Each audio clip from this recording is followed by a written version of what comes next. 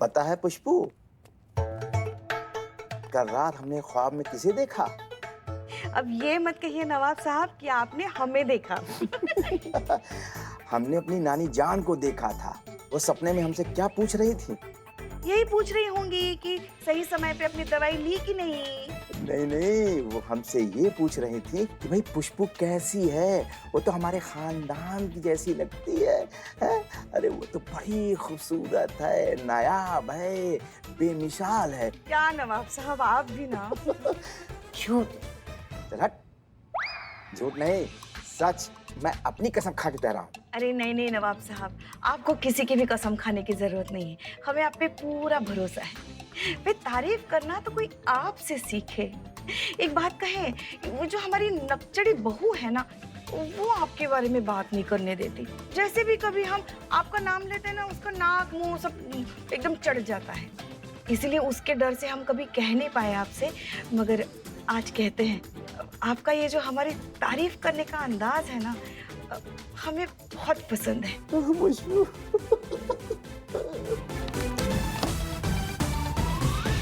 अरे हो गया क्या हमारा? वाकई सही कहा मैडम सर ने, आपका तबीयत बहुत खराब है। पुष्पा जी। पुष्पा जी, ये आवाज कुछ जानी पहचानी लगती है ना? हाँ, क्योंकि हम जाने पहचाने हैं नवाब साहब, हम बहुत जाने पहचाने हैं आपके। एक खीर हटाइए। खाकसार को करिश्मा सिंह कहते हैं। और आप पुष्पा जी, ये आपका अस्पताल है? हाँ, ये यहाँ ये सैलून में आप क्या कराने आई हैं, बताइए हमको। अरे अरे मेरी लाडली बहू, मेरी प्यारी बहू, मैडम सर को मत बताना सब इसके बारे में। मैया कसम हम कह रहे हैं, अब हम तो अभी आए। नवाब साहब तो पहले से यहाँ बैठे थे, हम तो अभी आए हैं ना नवाब। हाँ हाँ, ये यहाँ हमारी जिंदगी में बहुत लेट आई। हाँ? अरे मेरी लाडली प्यारी बहू, घर जाके निपटाते ना ये सब, हाँ, है ना? घर जाके यहाँ क्यों, हम अपने हाथों से राजमा चावल बना के खिलाएंगे आज तुमको, आपको। हाँ पुष्पा जी, आपको चलिए चलिए चलिए। हाँ, अब ऐसा चलेंगी आप, ऐसा मुंह लेके चलेंगी। हाँ हाँ करते। मैडम सर, एक गुड न्यूज़ है। हमने मोबाइल कंपनी वालों से बात की है और सुमन वर्मा का एग्जैक्ट एड्रेस मिल गया है। कहाँ? शास्त्री नगर, अशोक चौराहा, मार्ग नंबर 53। फैंटास्टिक। चलिए फाइनली पता कर ही लेते हैं कि ये माजरा क्या है। नहीं मैडम सर। जी मैडम बताइए, मैं आपकी क्या मदद कर सकती हूँ? सुलेखा ने बताया कि आप किसी लड़की के बारे में पूछ रही थी। जी, इस लड़की को आपने कहीं देखा है? कुछ दिन पहले इनके साथ यहाँ पे कुछ हुआ था, शायद आप पहचानती हो। अच्छे से देखिए। अरे ये तो वही लड़की है। कौन लड़की? अरे जिसके साथ वो घटना घटी थी। क्या घटना घटा था? हम हैं हसीना मलिक, महिला पुलिस थाने की SHO। जी। हम एक्चुअली आपके काम के बहुत बड़े मुरीद हैं। हम आपके आर्टिकल्स रेगुलरली फॉलो करते हैं। आपके लिखने का अंदाज, आपका बोल्ड तरीका, आपके लफ्ज हमें बहुत पसंद है। हम बहुत इम्प्रेस्ड हैं आपके काम से और इसीलिए हम यहाँ आए हैं। पिछले कई दिनों से आपके आर्टिकल्स आना बंद हो गए हैं। आपने घर शिफ्ट कर लिया है। सोशल मीडिया पर आप इनएक्टिव हैं। किसी मुश्किल में है क्या आप?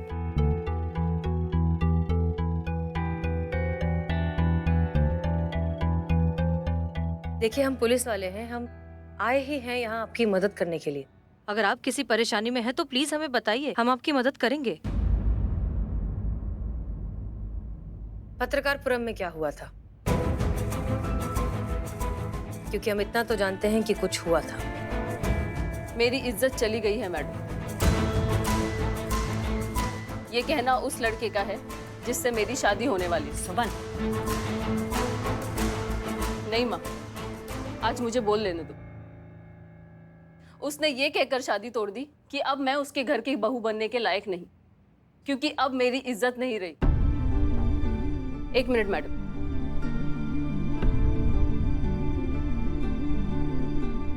ये मेरा वेडिंग इनविटेशन कार्ड है। अगले हफ्ते मेरी शादी होने वाली थी। वक्त, जगह, पंडित, रिश्तेदार सब कुछ फाइनल हो चुके थे, लेकिन एंड वक्त पर मनीष ने इस शादी से मना कर दिया, क्योंकि उसके हिसाब से अब मेरी कोई इज्जत नहीं रही। औरों की छोड़िए, पूरे जमाने का यही कहना है कि अब मेरी कोई इज्जत नहीं रही।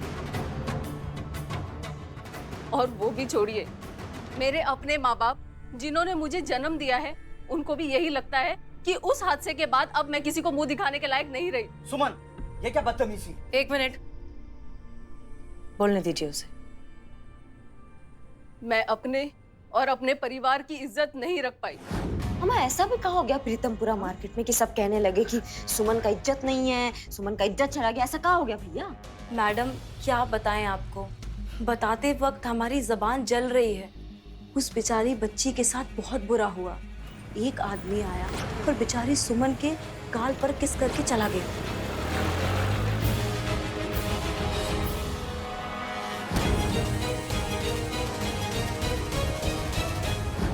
वो आदमी बहुत दिनों से मेरे आसपास मंडराया करता था, मेरा पीछा करता था। मुझे लगा कि कोई आवारा लड़का है। शहर में ऐसे बहुत सारे आवारा लड़के हैं। मुझे क्या पता था कि वो कोई ऐसी हरकत करके चला जाएगा। नहीं, एक बात हमारे समझ में नहीं आया कि बदसलूकी या बदतमीजी तो वो लड़का कर रहा था ना आपके साथ, फिर इसमें आपका इज्जत कैसे चला गया? यही होता है हमारी सोसाइटी में सर। यहाँ अगर किसी लड़की के साथ ऐसा कुछ हो जाए तो उसकी बदनामी उस लड़की को ही झेलनी पड़ती है। जो करता है उसका कुछ नहीं जाता, बात सिर्फ लड़की की इज्जत पर आ जाती है। इज्जत सिर्फ उस लड़की की जाती है जैसे लोगों के नजरों में मेरी गई। इसकी मैया की सासू में मतलब लड़कियों का इज्जत अब ऐसे सड़क छाप लोगों के हाथ में होगा। ऐसे लड़कों को ना डूब के मर जाना चाहिए, जिंदा काट देना चाहिए इनको। क्या कमाल की सोसाइटी है हमारी, और क्या कमाल के माँ बाप हैं आप दोनों। मैडम जी, आप कुछ नहीं जानती है। जितना जरूरी था उतना जान चुके हैं। वो लड़का जिसने आपकी बेटी के साथ इस तरह की बदसलूकी की है, उससे बड़े गुनहगार आप दोनों हैं। जो आपने किसी और की गलती की सजा अपनी बेटी को दे दी। मैडम जी, समाज वाले तो औरतों को ही दोष देते हैं, मर्दों को कभी कुछ नहीं कहता। इसी घटिया सोच की वजह से हर गली नुक्कड़ में ये जो बदमाश और गुंडे मवाली घूम रहे हैं ना, वो बिना किसी डर के लड़कियों को छेड़ देते हैं। क्योंकि हर कोई तो औरत को ही कहता है, मर्दों को कभी कुछ नहीं कहा जाता। आपकी इस घटिया सोच की वजह से आपकी बेटी आज इतनी परेशान है, इतनी दुखी है। दिखाई नहीं देता आपको उसका दुख?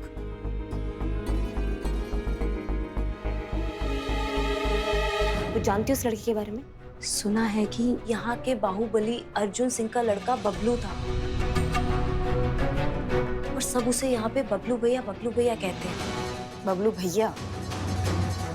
कहाँ मिलेगा ये बबलू भैया हमको? वो शाम को 5 बजे यहीं आ रहे हैं। यहाँ आने में? हाँ, 5 बजे। हाँ। एक बात बताइए, हम आप दोनों से ये पूछना चाहते हैं, इस तरह की पुरानी और दकियानूसी सोच के साथ आप किसका भला कर रहे हैं? आपको लगता है कि आप अपनी बेटी के साथ जो कुछ कर रहे हैं वो बिल्कुल सही है? अरे जमाना आगे बढ़ गया है, लड़कियां क्या क्या नहीं कर रही और आप अब तक वहीं अटके हुए हैं। और आपकी बेटी, वो आप ही का नाम रोशन कर रही है, आपका घर का, आपके परिवार का, हमारे प्रदेश का, इनफैक्ट पूरे देश का। कितना अच्छा लिखती है वो, और आप इस तरह की बेमतलब और फिजूल की बातों में आकर उसका इतना अच्छा फ्यूचर बर्बाद कर रहे हैं। बेमतलब की बातें आपके लिए होगी मैडम जी, हमारे लिए नहीं। नहीं तो आप सोचिए कैसा लगता होगा एक बाप को जिसे हर जगह ये खोद खोद के पूछा जाता है उसके बेटी के साथ हुई उस घटना के बारे में। मैडम जी, कोई उस मवाली लड़के को ये नहीं कहता कि देखो वो बदमाश चाह रहा है जिसने एक बच्ची की इज्जत पे हाथ डाला, एक शरीफ माँ बाप के घर को बेइज्जत किया। रिश्ता टूटा, रिश्तेदारों ने बात करना बंद कर दिया, सारा समाज हम पर थू थू कर रहा है। किसकी इज्जत गई मैडम जी?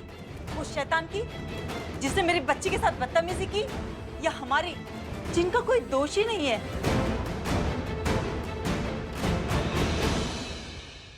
मैडम जी, मुझ में अब हिम्मत नहीं है जमाने की इस घटिया सोच से लड़ने की। देखिए, हम आपका दर्द भी अच्छे से समझते हैं, हम जानते हैं आप पर क्या बीत रही है, लेकिन कभी ना कभी किसी न किसी को तो आवाज उठानी होगी ना, वरना इस तरह की चीजें तो हमेशा होती रहेंगी। लड़कियों के साथ तो न जाने कब से ये होता आ रहा है। कभी ना कभी किसी न किसी को तो कुछ बोलना होगा ना। सुमन आप दोनों से बहुत प्यार करती है, इसलिए सब कुछ चुपचाप बर्दाश्त कर रही है, वरना जितना हम सुमन को जानते हैं वो गलत होता देख चुप बैठने वालों में से नहीं है। चुप रहना शायद फिलहाल इनकी मजबूरी है, लेकिन हमारी नहीं। सुमन, हम तुमसे वादा करते हैं कि समाज की घटिया सोच को अब हम बदलेंगे। किसी भी लड़की की इज्जत एक सड़क छाप बदमाश के हाथ में कभी नहीं हो सकती। तुम घबराओ मत, तुम्हारा फ्यूचर तो बर्बाद नहीं होगा, कभी नहीं। तुम बस हिम्मत रखो और हम पर भरोसा रखो।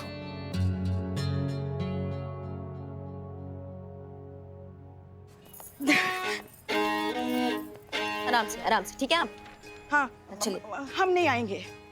वो आप रुकिए एक मिनट, आप समझ क्यों नहीं रही हैं? अगर मैडम सर को पता चल गया ना कि हम उनसे झूठ बोलकर कि हमारी तबीयत ठीक नहीं है, हम बीमार हैं, यहाँ फेस पैक लगवाने आए थे, तो खामखा हमारी इज्जत की फजीहत हो जाएगी।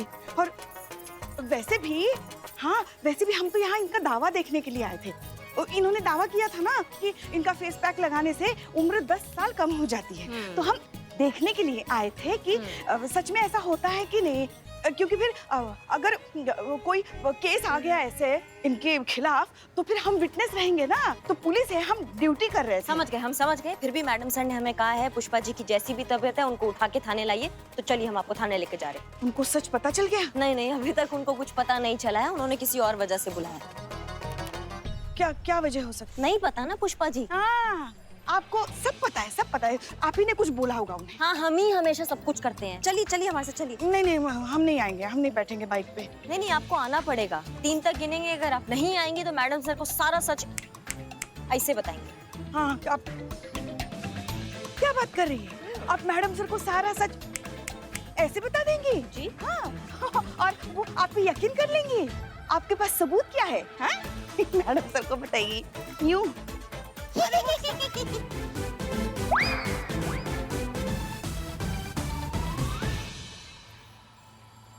कितनी दुष्ट हैं आप। हमें पता था ये दिन आएगा, इसलिए हमने फोटो पहले ही खींच लिया। अब 3 तक गिनेंगे।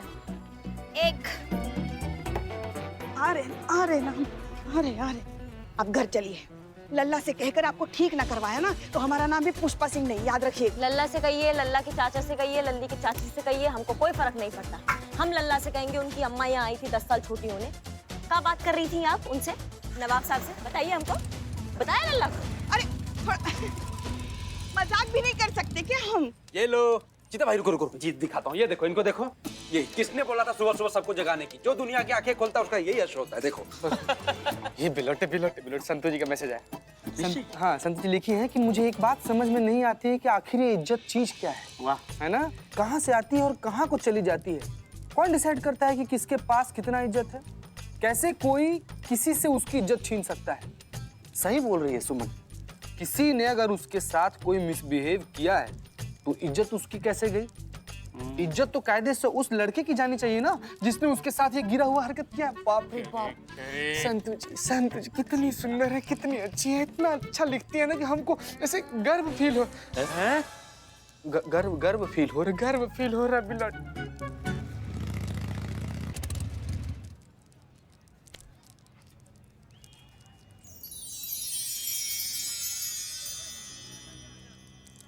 चलिए।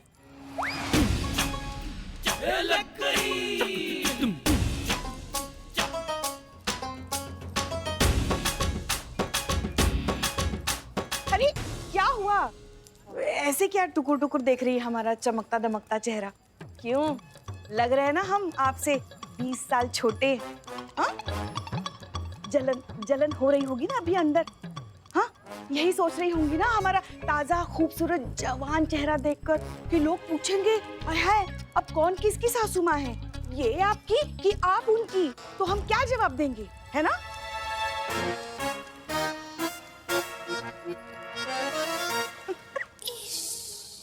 लल्ला के पप्पा देख रहे हैं आप हमें? हाँ, हम यही सोच रहे हैं पुष्पा जी कि हम क्या जवाब देंगे लोगों को कि ये आपकी सास है। नहीं मतलब इतनी खूबसूरत और ऐसा हसीन बवाल, वो बहुत अच्छी लग रही हैं आप पुष्पा जी, सच में। हमारी आँख चौंधिया गई आपका ये चमक देख के पुष्पा जी। अब क्या ही करें, भगवान की देन है। हाँ बिल्कुल। अंदर भूलिएगा मत मैडम सर के सामने कि आपकी तबीयत खराब है ना। वो ड्रामा मत भूलेगा, नहीं तो सच पता चल जाएगा। हाँ हाँ हाँ, बाल्टी पीना। हाँ वो तो हम कर लेंगे। और हम नहीं भूलेंगे। हाँ, हम आते हैं। हटाइए नजर।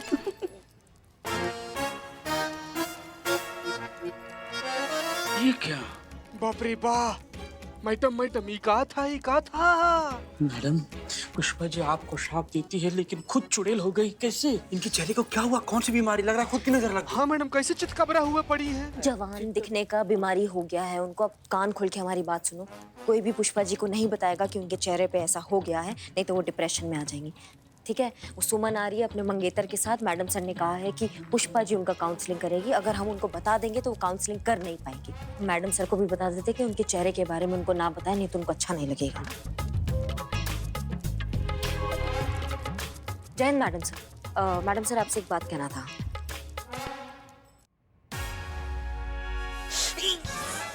माँ बहुत ही चमक रही हो आप, चुप रही हो आंखों में। पुष्पा जी, माफ कीजिए आपको इस हालत में बुलाया। इस हालत में? बीमार थी ना आप? हाँ हाँ हाँ, हम बीमार थे। है। देखिए ना, अभी भी कैसे कांप रहे हैं हमारे हाथ। मैडम सर, दवाई खिला दिया है, ठीक हो जाएंगी, उतर जाएगा, आप टेंशन मत लीजिए। क्या बुखार था? हाँ, दवाई ले लिए हमने।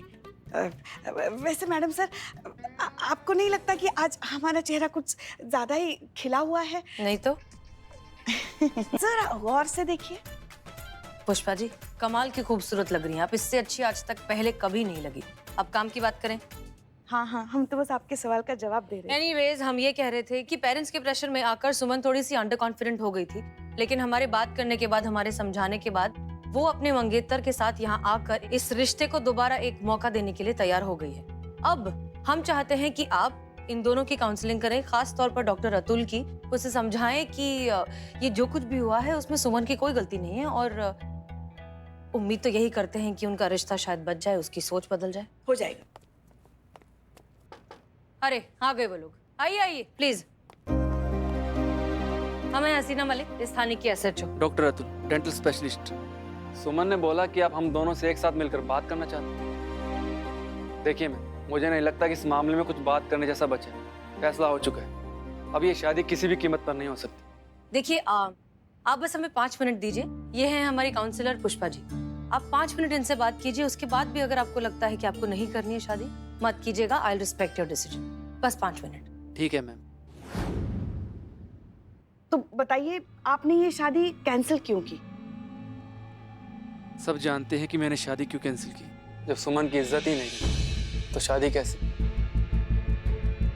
माफ कीजिएगा मैम, ये मैं नहीं, पूरी दुनिया कह रही। कौन है ये लोग जो किसी भी लड़की की इज्जत का पैरामीटर तय करते हैं? मुझे शादी ऐसे जाहिल सोच वाले लड़कों से नहीं करनी थी। मुझे तुमसे शादी करनी थी अतुल। मुझे फर्क नहीं पड़ता है कि कोई क्या कहता है, कोई क्या सोचता है। मुझे फर्क पड़ता है कि अतुल, तुम क्या सोचते हो, तुम्हें क्या लगता है? मुझे क्या लगता है? एक लड़का आता है सबके सामने पब्लिक प्लेस में, तुम्हारे साथ बदतमीजी करके चला जाता है और हजारों लोग तमाशा देखते रहते हैं। एक क्रिमिनल वो लड़का है जिसने तुम्हारे साथ मिसबिहेव किया, और उससे भी ज्यादा क्रिमिनल वो लोग हैं जो कायरों की तरह खड़े होकर तमाशा देखते रहे। मुझे दिक्कत है ऐसे सोच वाले लोगों से, जो इस तरह के इंसिडेंट के बाद लड़की को क्रिमिनल की तरह ट्रीट करते हैं। असली इन्फेक्शन तो उन जैसे लोगों की सोच में है। सबसे पहले मैम, उनका इलाज होना जरूरी है। सुमन, इसमें तुम्हारी कोई गलती नहीं। बढ़िया, आप दोनों बैठ जाइए। डॉक्टर अतुल, इतनी अच्छी और सुलझी हुई सोच है आपकी, फिर भी आपने शादी कैंसिल कर दी। एक नया दांत लगाने के लिए बाकी सारे दांत तो नहीं तोड़े जाते ना मैम। ये फैसला मेरे घर वालों का है और उनके लिए मेरी भी कुछ ड्यूटीज बनती है। जो भी हैं, जैसे भी मेरे माँ बाप। मैम, मैं उनके अगेंस्ट नहीं जा सकता। हम समझ सकते हैं, मगर क्या आप उनके इस फैसले से आप खुश हैं? आप मेरी बात नहीं समझ रही हैं मैम। मेरे सोचने समझने से कुछ फर्क नहीं पड़ता। दुनिया क्या सोचती है, सोसाइटी क्या कहती है, इससे फर्क पड़ता है, और हमें उनके तौर तरीके फॉलो करने पड़ते हैं। यही सच है। मुझे यहाँ बुलाने के लिए शुक्रिया। चलता हूँ, बाय। देखिए अरे अतुल,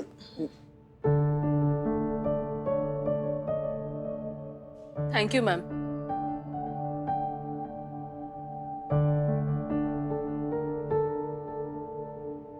कुछ नहीं होने वाला मैडम सर, ये पढ़े लिखे ना डरपोक लोग हैं जो समाज की ऐसी घिसी पिटी सोच के खिलाफ कभी नहीं जाएंगे।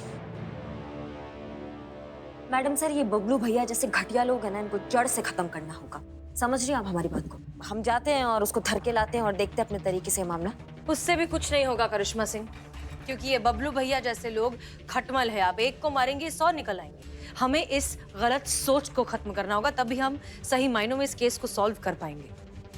ठीक है, आपको जैसा ठीक लगे, क्योंकि आपको हमारा बात तो कभी ठीक लगता नहीं है। एक बार हम पर छोड़कर देखिए, ना केस रहेगा ना अपराधी रहेगा, टंटा ही खत्म कर देंगे, मामला रफा दफा कर देंगे। आप हम पे छोड़ के देखिए एक बार। ठीक है, छोड़ दिया। मैडम सर, आप एक बार सोच लीजिए। मजाक कर रही हैं मैडम सर? नहीं नहीं, आप ट्राई करना चाहती है ना? ठीक है, कीजिए ट्राई। All the best.